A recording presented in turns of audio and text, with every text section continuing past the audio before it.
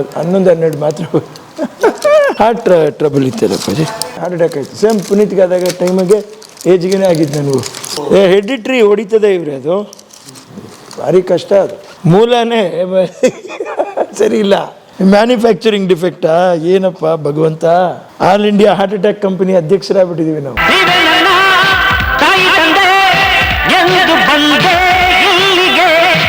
ಅಮ್ಮನ ಮಿಸ್ ಮಾಡ್ಕೋತಿದ್ರ ಬಾಲ್ಯದಲ್ಲಿ? ಅಯ್ಯೋ ಮಿಸ್ಸು, ಅಮ್ಮ ಮಿಸ್ಸು. ಬಟ್ ಮ್ಯಾಕ್ಸಿಮಮ್ ನನ್ನ ಜೊತೆಯಲ್ಲಿ ಕಾಲ ಕಳೆದ್ರು, ಅವ್ರ ಜೊತೆಲಿ ನಾನು ಕಾಲ ಕಳೆದೆ.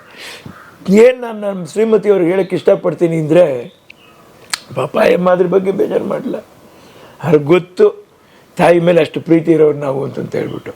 ಆದರೂ ಅವರು ಒಂದು ಸಪೋರ್ಟ್ ಮಾಡಿ ಅಮ್ಮ ತಮಿಳ್ನಾಡಿನಲ್ಲಿ ತಾನು ಜೀವನ ಮಾಡಿಕೊಂಡು ಹುಡುಗನ ಓದಿಸಿ ಮಾಡಿದ್ರು. ಪತ್ನಿ ಯಾವ ವರ್ಷ ಮದುವೆ ಆಯ್ತು, ಅದು ಜ್ಞಾಪಕ ಇಲ್ಲ ಕಡೆ. ಎಷ್ಟು ವರ್ಷ ಆಯ್ತು ಅಲ್ಲಿ?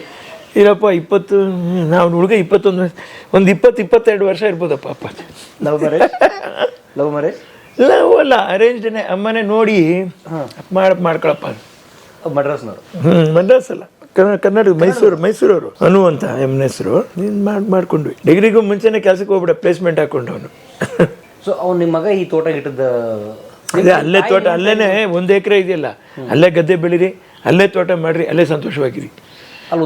ನೋಡ್ಲೇಬೇಕು, ಅವ್ರ ಆಸ್ತಿನೂ ನೋಡ್ಬೇಕು. ನೋಡಿ, ಅದನ್ನೇ ನಾನು ಇನ್ನೊಂದು ಸರಿನೂ ಹೇಳ್ತೀನಿ ನೋಡ್ರಿ.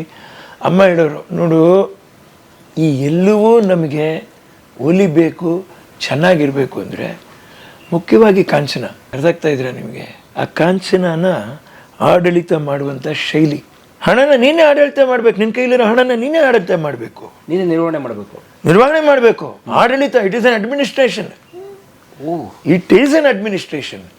ನೋಡ್ರಿ, how it is an administration. ನೋಡ್ರಿ, ಇಲ್ಲಿ ಹಿಂಗಿಟ್ಟಿದ್ದೀನಿ ನಾನು. ಇದು ಬರೀ ಮನೆ ಖರ್ಚಿಗೆ ಮಾತ್ರ ಈ ದುಡ್ಡು ಉಪಯೋಗಿಸ್ತೀನಿ, ತೆಗೆಯೋದೇ ಇಲ್ಲ ಬೇರೆ ದುಡ್ಡಲ್ಲಿ. ಇದು ಹೌದು, ಇದು ಅಮ್ಮವ್ರ ಸ್ಮಾರಕ ಅಂತ ಇಲ್ಲೇ ಇಟ್ಬಿಟ್ಟಿದ್ದೀನಿ ನಾನು, ರೆಗ್ಯುಲರ್ ಖರ್ಚಿಗೆ. ಹೌದೌದು. ಆ ಬ್ಯಾಗ್ ಇಟ್ಕೊಂಡು ನೋಡ್ತೀರಾ? ಹೌದು. ಅದಕ್ಕೆ ಎಲ್ಲರೂ ಹೇಳಿದೆ, ಯಾವ ಹಳೇ ಇವ್ರಿದ್ದಂಗೆ ಇವನು. ಅಮ್ಮನ ಕಾಲದಲ್ಲಿ ಇದೆಯಾ? ಈಗೆಲ್ಲ ಡಿಜಿಟಲ್. ಪಾಪ ಮೋದಿಯವ್ರು ಬೇಜಾರು ಮಾಡ್ಕೊಬಾರ್ದು, ನಾನು ಟ್ಯಾಕ್ಸ್ ಎಲ್ಲ ಕಟ್ಬಿಡ್ತೀನಿ, ಆದರೆ ಇದು ಹಿಂಗೆ ಅನ್ನಕ್ಕೆ ಬರಲ್ಲ ನಮಗೆ. ಅದಕ್ಕೆ ನಾವು, ಸರ್ ನೀವು ಫೋನ್ಪೇ, ಗೂಗಲ್ ಪೇ, ನಾವು ಪರ್ಸ್ ಪೇ ಅಂತೀವಿ. ಏನು ಮಾಡೋಕ್ಕಾಗುತ್ತೆ, ಕದ್ಬಿಟ್ರು ಒಂದ್ಸರಿ, ಅದು ಗೊತ್ತಾಗ್ತಾ ಇದೆ. ಅದಕ್ಕೋಸ್ಕರ ಇದೆಲ್ಲ ಆಗಬಾರ್ದು ಅಂತ ಮೋದಿಯವರು ಮಾಡಿರೋದು. ಈ ಬ್ಯಾಗ್ ತೊಗೊಂಡೋಗ್ಬಿಟ್ಟಿದ್ರು, ಈ ಬ್ಯಾಗ್ ತೊಗೊಂಡೋಗ್ಬಿಟ್ಟಿದ್ರು. ಬ್ಯಾಗ್ ಅಲ್ಲ ಪಜಿ, ಟೈರ್ ಪಂಚರ್ ಮಾಡಿ ದೊಡ್ಡ ಬ್ಯಾಗ್ ಎತ್ಕೊಂಡು ಹೋಗ್ಬಿಟ್ರು. ಯಾವಾಗ? ಅಯ್ಯೋ ಆಯಿತು, ಅಮ್ಮವ್ರು ಬದುಕಿದ್ದಾಗಲೇನಿತ್ತು, ಒಂದು 6-7 ವರ್ಷ ಆಗೋಯ್ತು. ಎಷ್ಟಿತ್ತು ಅದರಲ್ಲಿ? ಇತ್ತು, 1.25 ಲಕ್ಷ ಇತ್ತು. ಜನಗಳಿಗೆ ಪೇಮೆಂಟ್ ಕೊಡಬೇಕು ಅಂತ ಇಟ್ಟಿದ್ದು. ಅದು ಹೋಯ್ತು, ಬಂತು. ಆಮೇಲೆ ಪೊಲೀಸ್ನವ್ರು ಹುಡುಕೊಟ್ಟು ಸಿಕ್ತು. 60,000 ಎಷ್ಟು ರಿಕವರ್ ಆಯ್ತು ಅಷ್ಟೇ.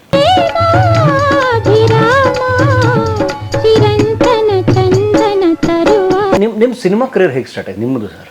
ಡ್ಯಾನ್ಸು. ದ್ವಾರಕೀಶ್ ಅವರು ಬಂದು ಅವರು ನಮ್ಮ ಮನೆಯಲ್ಲಿ ಕಲ್ಯಾಣ್ ಕುಮಾರ್ ಅವರು ನಾನು ಡ್ಯಾನ್ಸ್ ಮಾಡೋದು ನೋಡಿದ್ರು. ಆಯ್ತಾ? ಕಲ್ಯಾಣ್ ಕುಮಾರ್ ಅವರು ಮನೆಯಲ್ಲಿ ನಾನು ಡ್ಯಾನ್ಸ್ ಮಾಡೋದು ನೋಡಿ ಅವರು ಹೇಳಿದ್ರು, ಇದರಲ್ಲಿ ಅರಗಿಣಿ ಪೇಪರ್ನಲ್ಲಿ ಯಾವುದರಲ್ಲೂ ಹೇಳಿದ್ದಾರೆ, ಅದು 2 ಪ್ರತಿಭೆಗಳು, ಒಂದು ಲೀಲಾವತಿಯವ್ರ ಮಗನಲ್ಲಿ ಒಂದು ಪ್ರತಿಭೆ ನಾನು ನೋಡಿದೆ ಅಂತೇಳಿ, ಇನ್ನೊಂದು ಹೆಸರು ಹೇಳಿದ್ರು, ನಮ್ಮ ಹೆಸರು ಹೇಳಿ ಲೀಲಾವತಿಯವ್ರ ಮಗನಲ್ಲಿ ನಾನು ಪ್ರತಿಭೆ ನೋಡಿದೆ ಅಂತ. ಆ ನಂತರ ದ್ವಾರಕೀಶ್ ಅವರು ನನ್ನ ಕರೆಸಿ ಮನೇಲಿ ಡ್ಯಾನ್ಸ್ ಎಲ್ಲ ಮಾಡೋದು ನೋಡಿ, ಕೂಸು ನಾನು ಡ್ಯಾನ್ಸ್ ಮಾಡಿಸ್ಬಿಡ್ತೀನಿ, ಹೀರೋ ಮಾಡ್ತೀನಿ. ನನಗೆ ಹೀರೋ ಆಗ್ಬಿಡ್ತೀನ ನಾನು ಅಂತ ನನಗೆ ಗಾಬರಿ. ನನಗೆ ಅಮ್ಮವ್ರು ಎಲ್ಲೋ ಶೂಟಿಂಗ್ ಹೋಗ್ಬಿಟ್ರು, ಯಾಕೋ ನಿನಗೆ ಕೆಲಸ ಇರಲಿಲ್ಲ, ಏನು ದ್ವಾರಕೀಶ್ ಅವ್ರೆ ನಿಮ್ಗೇನು ಬುದ್ಧಿ ಬೇಡವಾ ಹುಡುಗನ ಥರ? ಇಲ್ಲಮ್ಮ ಮಾಡ್ದೆ ನಾನು, ಅವ್ರು ಹೇಳೋಷ್ಟು ಇಲ್ಲದು, ನಾನು ಮಾಡಬೇಕು, ನಾನು ಮಾಡ್ತೀನಿ ಅಷ್ಟೇ. ಈಗೇನಂತೀರ ನೀವು? ನಾನು ಅಮ್ಮನ ಕೇಳಿದೆ, ಏನಮ್ಮ ತಾನಾಗೆ ಹೀರೋ ಆಗ್ತಾಯಿದ್ದೀನಿ ನಾನು, ಗೊತ್ತಾಗತ್ತೆ ನೀನು ಹೀರೋ ಆಗೋದು, ನಿನಗೆ ಕಷ್ಟ ಸುಖ ಗೊತ್ತಿಲ್ಲ ಸೋಂಬೇರಿ. ಅಮ್ಮ ಏನು ಮಾಡಿದ್ರು, ಸರಿ ಬೇಡ, ಇಲ್ಲಿ ತೊಂದರೆ ಆಗತ್ತೆ ಅಂತ ಕೆ ಬಾಲಚಂದ್ರ ಅವ್ರ ಹತ್ರ ಮಾತಾಡಿದ್ರು. ಅನಂತು ಅಂತ ಅವ್ರ ಮ್ಯಾನೇಜರ್ ಇದ್ರು, ಕೆ ಬಾಲಚಂದ್ರ ಅವ್ರು. ಇಮ್ಮಿಡಿಯೇಟ್ ಬಣ್ಣ ಕನವುಗಳು ಕಾರ್ತಿಕ್ ಜೊತೆಲಿ ನಾನು ಪಾತ್ರ ಮಾಡಬೇಕಾಗಿತ್ತು. ಬೇಡ ಅಂತಂತ ಹೇಳ್ಬಿಟ್ಟೆ ನಾನು ಡ್ಯಾನ್ಸ್ ಕನ್ನಡ ಪಿಕ್ಚರ್ ಮಾಡಿದೆ. ಸೊ ಅಮ್ಮ ಬಾಲಚಂದ್ರ ಸಿನಿಮಾ ಮಾಡಲಿ ಅಂತ ಇತ್ತು. ಬೇಡ, ಇಲ್ಲಿ ತೊಂದರೆ ಆಗತ್ತೆ, ಹಿಂಸೆ ಆಗುತ್ತೆ, ಮುಜುಗರ ಆಗತ್ತೆ ಪರಿಸ್ಥಿತಿಗಳು ಅಂತ. ಆಯಿತು, ಏನು ಮಾಡೋಕ್ಕಾಗಲ್ಲ. ಆಯಿತು, C we have crossed of everything. ಎಲ್ಲನೂ ದಾಟ್ಕೊಂಡು ಬಂದಾಯ್ತು. ಏನು ಜೀವನ ಮಾಡಬೇಕಷ್ಟೇ ಮಾಡ್ಕೊಂಡು ಹೋಗ್ಬೇಕು. ಯಾವುದು ಶಾಶ್ವತನೂ ಅಲ್ಲ. ಇವರೇ ತಾವೇ ನೋಡ್ತಾ ಬರ್ತಾ ಇದ್ದೀರ ಕಾಲಚಕ್ರ ಉರುಳ್ತಾ ಹೋಗುವಂಥ ಪರಿಸ್ಥಿತಿಗಳನ್ನ. ಇದೆಲ್ಲ ನೋಡಿದಾಗ ಮನುಷ್ಯ ಏನನ್ನ ಸಾಧಿಸ್ಬೇಕು ಅಂತ ಇಷ್ಟೊಂದು ನಾವು ಸಿದ್ಧಿ ಪುರುಷರಾಗಬೇಕು, ಇನ್ನೊಂದು ಮಾಡಬೇಕು ಅನ್ನೋದು ಗೊತ್ತಿಲ್ಲ ನನಗೆ ನಿಜವಾಗ್ಲೂ. ಹಸಿದವ್ರಿಗೆ ಊಟ, ನರಳುತ್ತಾ ಇರೋರಿಗೆ ಒಳ್ಳೆ ಔಷಧಿ ಏನಾದರೂ ಕೊಡೋಕ್ಕಾಗಿದ್ರೆ ಅದು. ಇದೆಲ್ಲ ಅಮ್ಮವ್ರಿಗೊಂದು ಆಸೆ ಇತ್ತು. ಮನುಷ್ಯ ಆಸೆ ಪಡ್ತಾನೆ ಒಂದು ಸೂರು. ನನ್ನ ಅಂದಾಜಿಗೆ 1,20,000 ಒಂದು ಮನೆ ಕಟ್ಟಕ್ಕೆ ಯಾಕೆ ಸಾಧ್ಯ ಇಲ್ಲ ಅಂತ ಯೋಚನೆ ಮಾಡ್ತಾ ಇದ್ದೀನಿ ನಾನು. ಈಗ ನಾನು ನೀನು ಬಡವ್ರ ಪರಿಸ್ಥಿತಿನಲ್ಲಿ ಪಾಪ ಒಂದು ಚಿಕ್ಕ ಮೋಲ್ಡಿನ ಮನೆ ಆದರೂ ಕಟ್ಟಿಸ್ಕೊಡ್ಬೇಕು ಅಮ್ಮವ್ರು. ನಿಮ್ಮಲ್ಲಿ ತುಂಬ ನಿರ್ಗತಿಕರ ಪರಿಸ್ಥಿತಿಲಿರುವಂಥವ್ರು ಆಶ್ರಯ ಯೋಜನೆಯಲ್ಲಿ ಕಟ್ಟಿದಾಗ ಆ ಥರ ಮಾಡಬೇಕು. ತುಂಬ ಆಸೆ ಇದೆ ಅವ್ರೆ. ನೀವೇನು ಯೋಚನೆ ಮಾಡಬೇಡಿ ಸರ್, ಯಾರೇನೇ ಮಾಡಿದ್ರು ಎದುರಿಸೋ ಶಕ್ತಿ ನನಗಿದೆ ಸರ್. ಡ್ಯಾನ್ಸ್ ರಿಸಲ್ಟ್ ಹಿಟ್ ಅದು ಹಿಟ್ಟೇನೆ ಅಪ್ಪಾಜಿ. ಆರ್ ಆವ್ರೇಜ್ ಹೌದಿಲ್ಲ, ಹಿಟ್ಟು. ಇಟ್ ಇಸ್ ಅ ಹಿಟ್ಟು, ಒಳ್ಳೆ ಹಿಟ್ ಅದು. ಆವಾಗ ಬಿಫೋರೇ ಮಾರ್ಬಿಟ್ರಲ್ಲ ಅವರು. ದ್ವಾರಕೀಶ್ ಮಾರು 65 ಲಕ್ಷಕ್ಕೆ ಎಷ್ಟೋ ಸೇಲ್ ಮಾಡಿದ್ರು, 57 ಲಕ್ಷಕ್ಕೋ 60 ಲಕ್ಷಕ್ಕೆ ಸೇಲ್ ಮಾಡಿದ್ರು ಆ ಕಾಲಕ್ಕೇನೆ. ದೊಡ್ಡ ಅಮೌಂಟ್ ಅದು. ಹೌದೌದು, ಇವತ್ತೊಂದ್ರೆ 100 crore ಕ್ಲಬ್ ಥರ ಅದು. ಹೌದು, ಆ ಥರನೇ ಅದು. ಅದು ಮಲಯಾಳಂನಲ್ಲೂ ಡಬ್ ಮಾಡಿಕೊಂಡ್ರು, GBS ಮಣಿ ಅಂತ ತಮಿಳ್ನಲ್ಲೂ ಡಬ್ ಮಾಡಿಕೊಂಡ್ರು. ಇದು ಸತ್ಯ. ಆಮೇಲೆ GBS ಮಣಿನಾಗ ನನಗೆ ಅದು ಜ್ಞಾಪಕ ಬಂತು. ಅವ್ರ ಆಫೀಸ್ಗೆ ಹೋದಾಗ ಟ್ರೇಡ್ ಗೈಡ್ ಅಂತ ಒಂದು ಮ್ಯಾಗ್ಝಿನ್ ಬರೋದು, ಟ್ರೇಡ್ ಗೈಡ್ ಅಂತ ಆ ಕಾಲಕ್ಕೆ. ಅದರಲ್ಲೇನು ಬರೋದು ಅಂದರೆ ಬಾಕ್ಸ್ ಆಫೀಸ್ ಅಂತ ಬರೋದು. ಬಾಕ್ಸ್ ಆಫೀಸ್ ಅಂತ ಬಂದು ಥಿಯೇಟ್ರ್ಗಳ ಹೆಸರು ಹಾಕೋರು. ಸೇಲಮ್ಮು, ನಾರ್ತ್ ಆರ್ಕಾಟು, ಸೌತ್ ಆರ್ಕಾಟು, ಚೆಂಗಲ್ಪೆಟ್ಟು, ಈ ಥರ ಎಲ್ಲ ಏರಿಯಾಸ್ ಡಿವೈಡ್ ಮಾಡಿಬಿಟ್ಟು ಥಿಯೇಟರ್ಸ್ ಲಿಸ್ಟ್ ಹಾಕೋರು, DCRs ಹಾಕೋರು, ನೆಟ್ ಗ್ರಾಸ್ ಅಂತ ಮಾಡೋರು. ಇದನ್ನು ಓಪನ್ ಆಗಿ ಹೇಳ್ತಾ ಇದ್ದೀನಿ ನಿಮ್ಗೆ. ಇವತ್ತು ಎಲ್ಲರೂ ನಾವು ತಿಳ್ಕೊಬೇಕಾಗಿದೆ. ನೆಟ್ ಆ್ಯಂಡ್ ಗ್ರಾಸ್ ತಿಳ್ಕೊಳ್ತೀರಾ, ಖಂಡಿತ ನಾವು ಬಂದು ಕಲೆಕ್ಷನ್ ಆಯಿತು ಅಂತ ನಾವು ಅಲ್ಲಿ ಆ ಥರ ಕೂತ್ಕೊಳ್ಳೋಕ್ಕಾಗಲ್ಲ. ಗ್ರಾಸ್ ಏನು? Total collection. ನೆಟ್ ಏನು? ಬಾಡಿಗೆ ಗಿಡಿಗೆ ಹಾಳು ಮೂಳು ನಿನ್ನ ಪ್ರೊಡಕ್ಷನ್ ಕಾಸ್ಟ್ ಎಲ್ಲ ತೆಗೆದುಬಿಟ್ರೆ ನೆಟ್ ಬರೋದು ಈಚೆ ಕಡೆ. ನಿನ್ನ ಕೈಗೆ ಏನು ಉಳಿತಾ ಇದೆ? ಡಿಸ್ಟ್ರಿಬ್ಯೂಷನ್ವರೆಗೆ ಏನಾಗುತ್ತೆ ಅಂತ, ಡಿಸ್ಟ್ರಿಬ್ಯೂಷನ್ ಕಮಿಷನ್ನು, ಥಿಯೇಟ್ರ್ ಬಾಡಿಗೆ, ಪ್ರಿಂಟು, ಪಬ್ಲಿಸಿಟಿ, ಇನ್ಕ್ಲೂಡಿಂಗ್ ನೀವು ಇದು ಮಾಡ್ತಿರಲ್ಲ ಪ್ರಮೋಷನ್ನು, ಎಲ್ಲ ಕಾಸ್ಟ್ ಮೈನಸ್ ಮಾಡಿ ಬಾಕಿ ಬರೋದೇನಿದೆ ಅದ ಪ್ರೊಡ್ಯೂಸರ್ಗೆ. ಅರ್ಥ ಮಾಡ್ಕೊಳ್ರಿ. ಅದು ಇವತ್ತಿನ ಪರಿಸ್ಥಿತಿಲಿ ಟಿಕೆಟ್ಗೇನು GST ಕಿತ್ತು ಹೊಟ್ಟೋಗ್ತಾ ಇದೆ ನಮಗೆ. ಇದೆಲ್ಲ ಹೋಗ್ಬಿಟ್ಟು ನಾನು ಅಷ್ಟೇ ಕಲೆಕ್ಟ್ ಮಾಡಿದೆ ಅಂತ ಹೆಂಗೆ ಹೇಳೋಕ್ಕಾಗತ್ತೆ ನಾವು? ಕರೆಕ್ಟಾ? You calculate like that. ಆವಾಗ ನಾವು ಎಲ್ಲಿ ಸ್ಟ್ಯಾಂಡ್ ಆಗ್ತೀವಿ ಅಂತ ನಮ್ಗೆ ಗೊತ್ತಾಗುತ್ತೆ. ನೆಕ್ಸ್ಟ್ ಟೈಮ್ ನಾವು ಪ್ರೊಡಕ್ಷನ್ ಮಾಡುವಾಗ ಹೇಗೆ ಮಾಡ್ಬೋದು ಅನ್ನುವಂಥದ್ದು ನಮ್ಗೆ ಅರ್ಥ ಆಗುತ್ತೆ. ನಾನು ಸರ್ಕಾರಕ್ಕೆ ಏನು ವಿನಂತಿ ಮಾಡ್ತಾ ಇದ್ದೀನಿ ಅಂದರೆ, ಈ ಚಿತ್ರರಂಗ ಅಳಿಸಿ ಹೋಗಬಾರ್ದು, ಅದು ಇರಬೇಕು. ಅದು ಒಂದು ದೊಡ್ಡ ಮನೋರಂಜನೆ ಕೇಂದ್ರ ಅದು.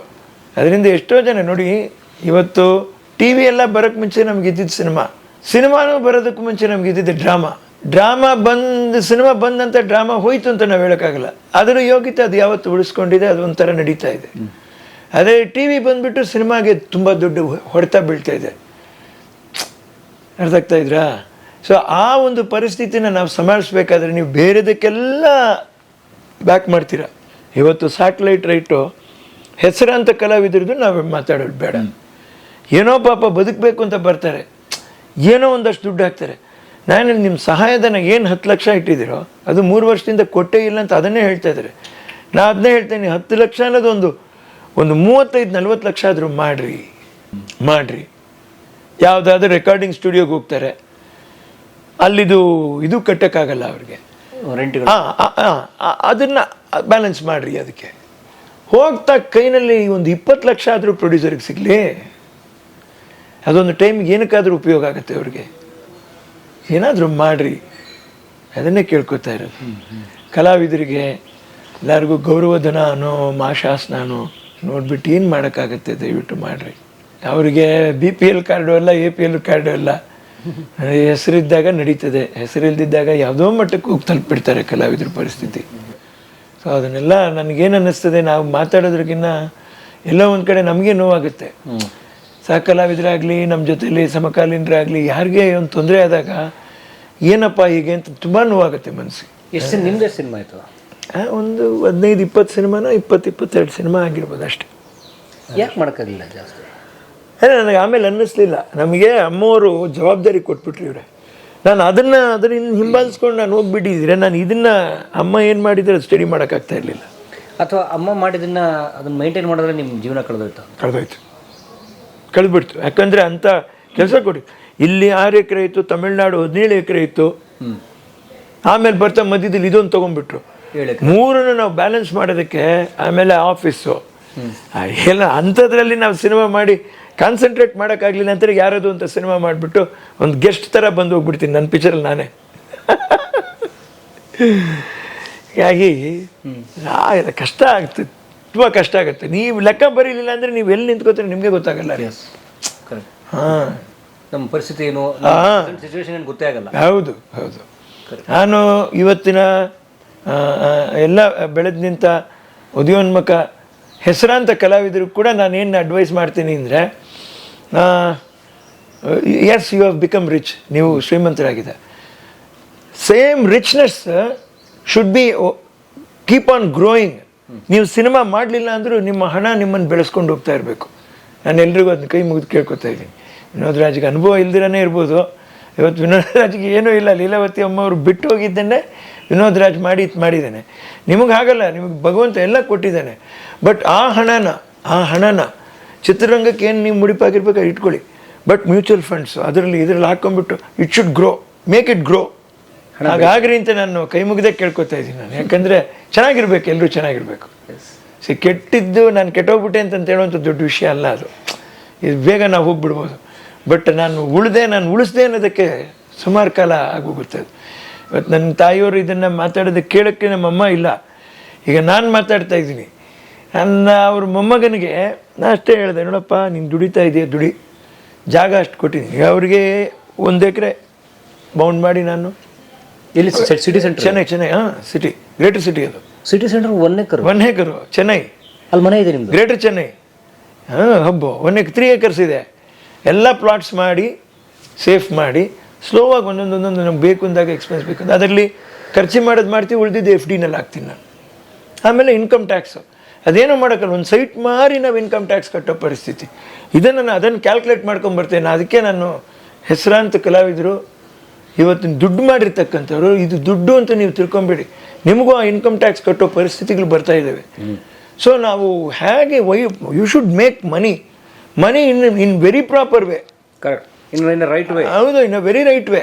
ಎಸ್, ಅದು you have to be your own accountant.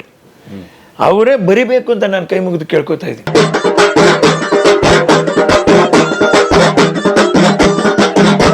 ನೋಡಿ ಚಾರ್ಟಿಂಗ್ ಇರತ್ತೆ ನೋಡಿ, ಏನೇನು ನಾವು ಬರೆದಿರ್ತೀವಿ ನೋಡಿ. ಎಲೆಕ್ಟ್ರಿಕಲ್ಲು, ಈ ಅಮೌಂಟ್ ಬ್ಯಾಂಕಲ್ಲಿ ಏನು ಬ್ಯಾಲೆನ್ಸ್ ಇದೆ, ಈ ಅಮೌಂಟ್ ಬ್ಯಾಲೆನ್ಸ್ ಇದೆ. ನೆಕ್ಸ್ಟು 12-11ನಲ್ಲಿ ಇಷ್ಟು ಅಮೌಂಟ್ ಬ್ಯಾಲೆನ್ಸ್ ಇದೆ, 14-11ನಲ್ಲಿ ಇಷ್ಟು ಅಮೌಂಟ್ ಬ್ಯಾಲೆನ್ಸ್ ಇದೆ. ಅರ್ಥ ಆಯ್ತಾ ನಿಮಗೆ? ಮುಕ್ತವಾಗಿ ಬರ್ದಾಕ್ಬಿಟ್ಟಿದ್ದೀರಿ. ಹೌದು, ಏನೈತೆ ಹೌದು. ಇಲ್ಲಾಂದ್ರೆ ಹಿಂಗೆ ಅರ್ಥ ಆಗತ್ತೆ. ನಾವು ವಯಸ್ಸಾಗಿ ಹೋಯ್ತಪ್ಪಾಜಿ, 58. ಗೊತ್ತೇ ಆಗಲ್ಲ ಸರ್, ಹಂಗಿದೀವಿ ಅಷ್ಟೇ.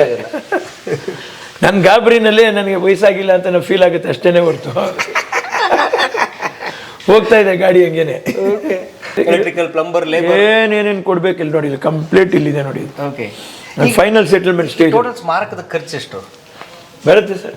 ಬರುತ್ತೆ 2 crore. ಇಲ್ಲ ನಿಯರಿಂಗ್ ಟು 1 crore ಬರುತ್ತೆ. 1 crore ತಾಯಿಗೋಸ್ಕರ. ಗ್ರೇಟ್ ಅವರು. ಇವತ್ತು ನಾನೇನು ನಿಮ್ಮ ಹತ್ರ ಮಾತಾಡ್ತಾ ಇದ್ದೀನಲ್ಲ, ನಾನು ಜನಸಾಮಾನ್ಯರಿಗೆ ಬೇಕಾಗಿದ್ದೆ ನಾನು ನಿಮ್ಮ ಹತ್ರ ಮಾತಾಡಿದ್ದೀನಿ. ನಿಮಗೆ ಫೀಲ್ ಆಗಿರುತ್ತೆ ಅದು. ಎಕ್ಸಾಕ್ಟ್ಲಿ. ನೀವೆಲ್ಲೇ ನನ್ನ ಪ್ರಶ್ನೆ ಕೇಳಿದ್ರು ಜನಕ್ಕೆ ನಾನೇನು ಒಳ್ಳೇದು ಕೊಡೋಣ ಅಂತ ನಾವು ಒದ್ದಾಡ್ತಾ ಇದ್ದೀನಿ. ಯಾಕಂದರೆ ನಾನು 4 ದಿವಸಕ್ಕೊಂದ್ಸರಿ ರೇಷನ್ ಕೊಡ್ತಾ ಇರ್ತೀನಿ. ಈಗ ಎಷ್ಟು ಜನ ಇಲ್ಲಿ ಟೈಲ್ಸು ಪ್ಲಂಬಿಂಗ್ ವರ್ಕ್ ಬಂದರೆ ದಿನ ಅವ್ರಿಗೆ ಊಟ ನಡೀತದೆ ಒಂದೊತ್ತು. ಹೌದು, ಮಧ್ಯಾಹ್ನ ಊಟ ಕೊಡ್ತೀನಿ. ಮಧ್ಯಾಹ್ನ ಊಟ ಇಲ್ಲೇ ಹಾಗೆ ಆಗುತ್ತೆ. ಇಲ್ಲಾಂದ್ರೆ ಇಷ್ಟು ದೂರಕ್ಕೆ ಬಂದು ಅವ್ರು ಕೆಲಸ ಮಾಡಿದ್ರೆ ಮಾಡೋಕ್ಕಾಗಲ್ಲ. ಎಲ್ಲಿ ಊಟಕ್ಕೆ ಹೋಗ್ಬೇಕು? ಕರೆಕ್ಟ್. ಅವ್ರಿಗೆ ಶೌಚ, ಹೆಣ್ಣು ಮಕ್ಳಿಗೆ ಸಪ್ರೇಟ್ ಶೌಚ, ಗಂಡು ಮಕ್ಳಿಗೆ ಸಪ್ರೇಟ್ ಶೌಚ, ಅದನ್ನು ಮೇಂಟೈನ್ ಮಾಡೋದು, ಕ್ಲೀನ್ ಮಾಡೋದು, ಪ್ರತಿಯೊಂದು ಬಿಡ್ದಿರ ಮಾಡ್ತಿದ್ದೀರಿ. ತಗೊಂತೆ ಒಂದು 10 ಮಾತ್ರ ಸಾಲದ. 3 ಟೈಮು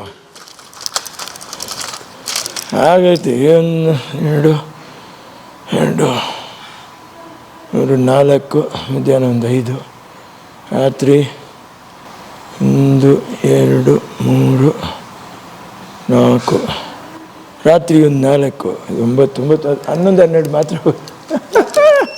ಹಾರ್ಟ್ ಟ್ರಬಲ್ ಇತ್ತಲ್ಲಪ್ಪಾಜಿ. 47ನಲ್ಲೇ ನನಗೆ ಹಾರ್ಟ್ ಅಟ್ಯಾಕ್ ಆಯಿತು. ಸೇಮ್ ಪುನೀತ್ಗೆ ಆದಾಗ ಟೈಮಿಗೆ ಏಜ್ಗೆ ಆಗಿತ್ತು ನನಗೂ. ಹೆಡಿಟ್ರಿ ಹೊಡಿತದೆ ಇವ್ರೆ, ಅದು ಭಾರಿ ಕಷ್ಟ ಅದು. ಹೈ ಪ್ರೋಟೀನ್ ಜೀನ್ಸ್ ಇರುತ್ತೆ, ಅದು ಏನೂ ಮಾಡೋಕ್ಕಾಗಲ್ಲ. ಊಟ ಮಾಡಲೇಬೇಕು ಅಂತಕ್ಕಂಥ ಇದನ್ನು ಎಂಜೈಮ್ಸ್ ಕ್ರಿಯೇಟ್ ಮಾಡುತ್ತೆ ನಿಮಗೆ. ಅವ್ರ ತಪ್ಪಲ್ಲ ಅದು ನಾವು ನಮ್ಮನ್ನು ಅರಿದೇನೆ ನಾವು ತಿನ್ನಬೇಕು ಅನ್ನುವಂಥದ್ದು ಬಂದುಬಿಡಿದೆ. ಆವಾಗ ನಮ್ಮ ಸೆನ್ಸ್ನ ಇಟ್ಕೊಂಡು ನಾವು ಕಂಟ್ರೋಲ್ ಮಾಡಿ ಬ್ಯಾಲೆನ್ಸ್ ಮಾಡಬೇಕು, ಇಲ್ಲಾಂದರೆ ಕಷ್ಟ ಆಗುತ್ತೆ ಅಷ್ಟೇ. ನೋಡಿ 4 ಟ್ಯಾಬ್ಲೆಟು ಮುಗಿದ್ಮೇಲೆ ಮಧ್ಯಾಹ್ನಕ್ಕೆ ಜೋಬಲ್ಲಿ ಇಟ್ಕೊಂಡ್ಬಿಡ್ತೀನಿ. ಹಾಂ ಅಷ್ಟೇ. ಇಲ್ಲಾಂದರೆ ಅದು ಇಲ್ಲಿಂದ ಹೇಳ್ತೇವೆ ನಾನು ಒಬ್ಬನಿದ್ದೀನಿ ನನಗೆ ಊಟ ಹಾಕುವಂಥದ್ದು ಇದು.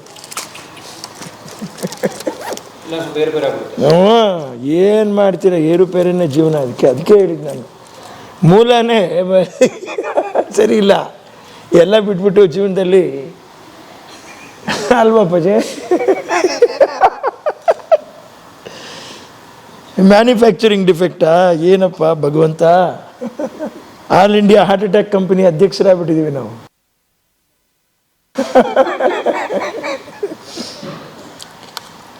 ನಿತ್ಯ ನಿಮಗೆ ಗೊತ್ತಾಗುತ್ತೆ ನೋಡಿ ಮಾತಾಡಂಗೆ ಜೊತೆಲಿ ಬನ್ನಿ, ಚೆನ್ನಾಗಿರುತ್ತೆ ಬಿಸ್ನೆಸ್ ಟ್ರಿಪ್ ಅದು. ಸಿರಿ ಸವಿಗಾನ ಎದೆ ಝಲ್ಲೆನೆ ಹೂವಿನ ಬಾಣ. ಕಲಾ ಮಾಧ್ಯಮದ ಎಲ್ಲಾ ಎಪಿಸೋಡುಗಳು ನಿಮಗೆ ಸಿಗಬೇಕು ಅಂತಂದ್ರೆ ಕಲಾ ಮಾಧ್ಯಮ ಯೂಟ್ಯೂಬ್ ಚಾನೆಲ್ನ ಸಬ್ಸ್ಕ್ರೈಬ್ ಮಾಡಿ, ಬೆಲ್ ಐಕಾನ್ನ ಕ್ಲಿಕ್ ಮಾಡಿ. ತಪ್ಪದೇ ಮಾಡಿ. ಸ್ನೇಹಿತರೆ, ಕಲಾ ಮಾಧ್ಯಮದ ಎಲ್ಲ ಸಂದರ್ಶನಗಳನ್ನು ನೀವೀಗ ಓದಬಹುದು. www.kalamadhyama.com ಈ ವೆಬ್ಸೈಟ್ಗೆ ವಿಸಿಟ್ ಮಾಡಿ ಇಂಟರ್ವ್ಯೂಗಳನ್ನು ಓದಿ. ಓದುವ ಸಂಸ್ಕೃತಿ ಹೆಚ್ಚಾಗಲಿ. ಧನ್ಯವಾದ.